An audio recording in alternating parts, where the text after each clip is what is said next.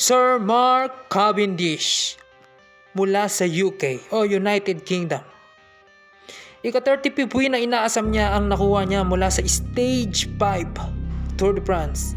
Siyempre, nariyan ang combative rider natin na si Russo mula sa FTJ, ang 25 under natin na white jersey wearer Benny Pool, at siyempre ang KOM jersey wearer natin na polka dots ay si Abra Hansen pa rin po, at ang bago nating green jersey wearer na si Binyam Girmay, at ang yellow jersey na panatili niya na si Pogacar, at ang UAE team na koponan na nanatiling nangunguna.